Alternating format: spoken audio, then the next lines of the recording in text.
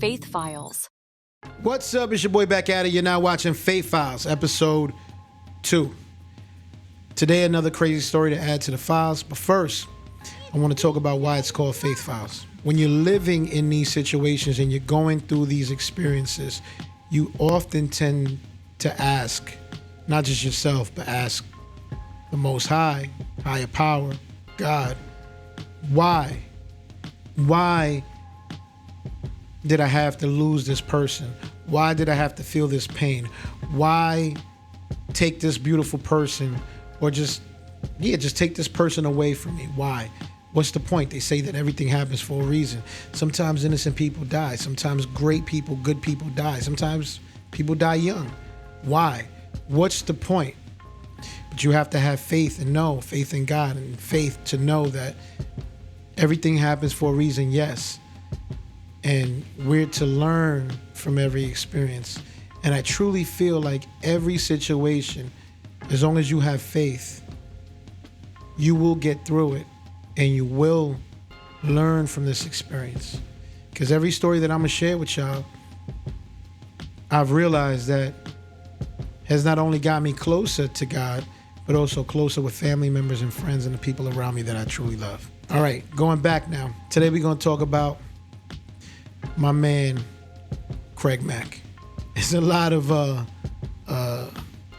attention going on right now for Puff, right? P. Diddy, Puff Daddy. And I don't want to get into all that. I met him. I've been around him a few times. I wouldn't say we were friends, but I've been around him a few times. He's seemed normal to me. I've been to a few of his parties. He seemed normal to me. But I never was or made it to those secret, private, behind closed doors situations. So I can't talk about what I don't know. So we're going to leave that, put that to the side, right? What we're going to talk about is my friend, my mentor, my big brother, Craig Mack.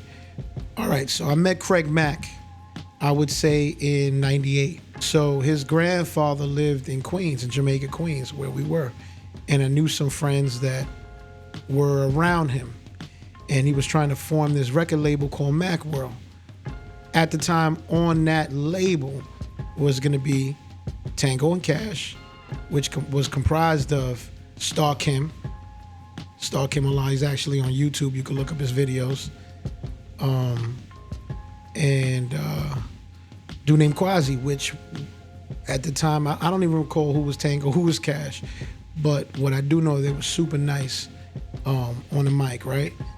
And super talented. So they were a group.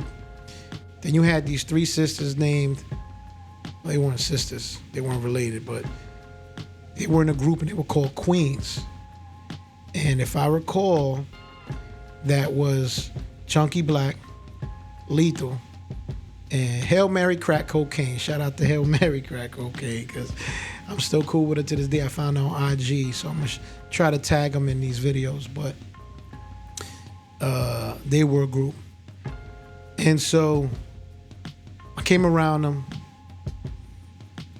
you know, just hanging around, being around, and Craig Mack took a liking to me, right?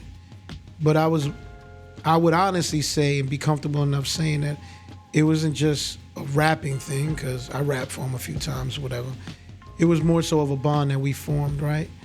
And look, I'm not gonna hold any punches on this 1-2 right here. I'm not. I'm just gonna paint it how it is, and we're gonna get into some crazy things because there's been some new developments, right, regarding or surrounding his death, and we'll address all that in his 1-2 right now.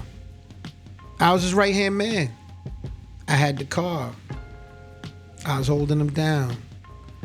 We would go into the city every day, and we were fishing, trying to see what we catch.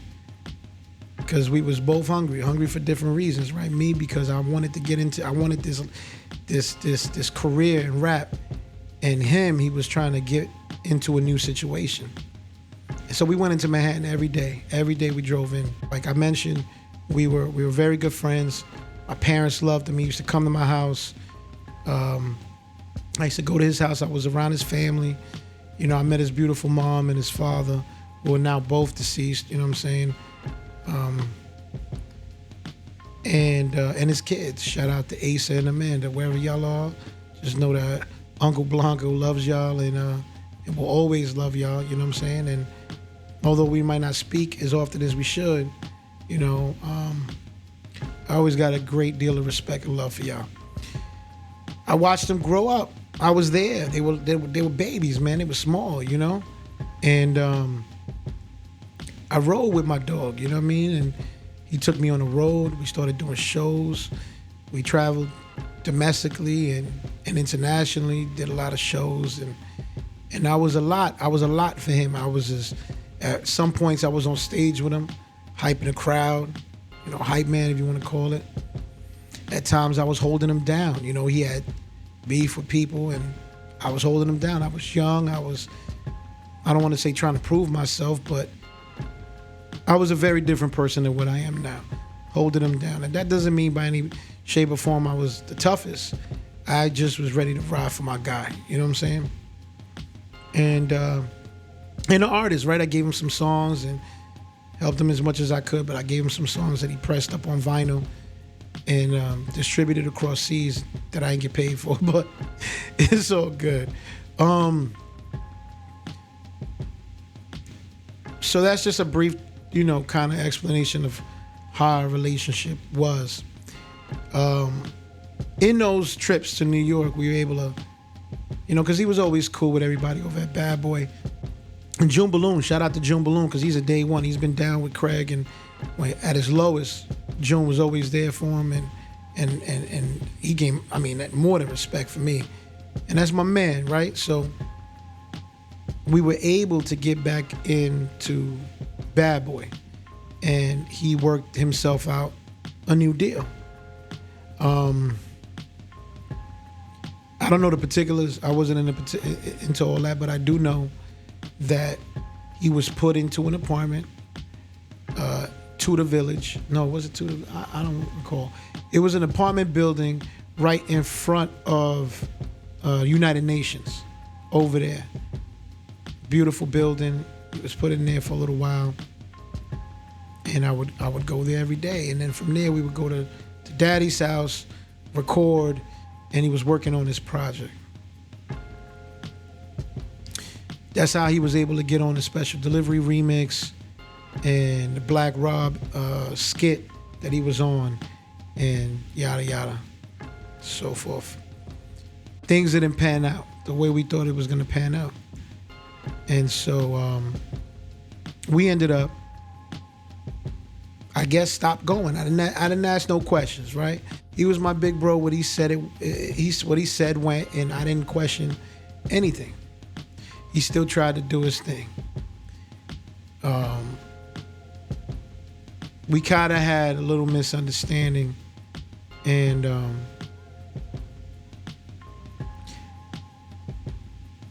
it was something that kind of I regret to this day, because I should have been a little bit more understanding, forgiving, and willing to work things out. I don't know, you know what? I'm just gonna go ahead and say it. Craig Mack had set up a meeting with someone that I ended up meeting.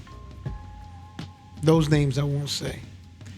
That person went and introduced me to someone else, and we had a meeting at Universal. Craig felt like he should have been compensated for that meeting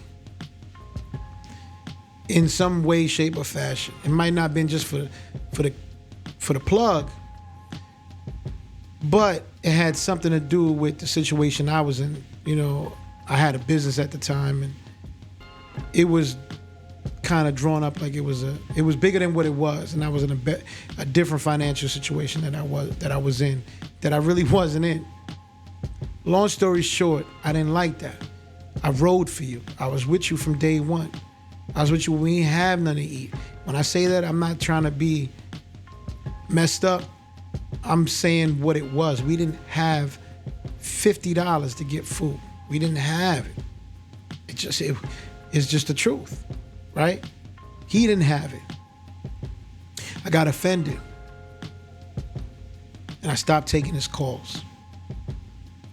And this was right after I went over to Brentwood, where his parents, because when they passed away, I don't know who they left the house to, none of my business, but I know that Craig was there. He moved back in over in Brentwood, and he lived there for a little while. But I actually went and I helped pack his stuff up. I helped move him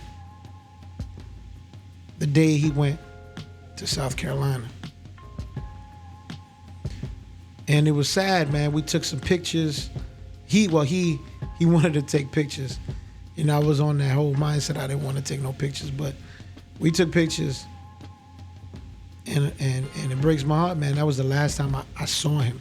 We spoke a few times on the phone after that, but when that situation happened, as I mentioned earlier, I stopped taking his calls. Years went by. I didn't know how he was doing. And it started to weigh on me, right? And I thought about it from time to time. Then that video pops up online. And the video said, he's in a cult, he's this, he's that. I'm sure that place wasn't the greatest place to be in. I'm sure the person running that wasn't a good person.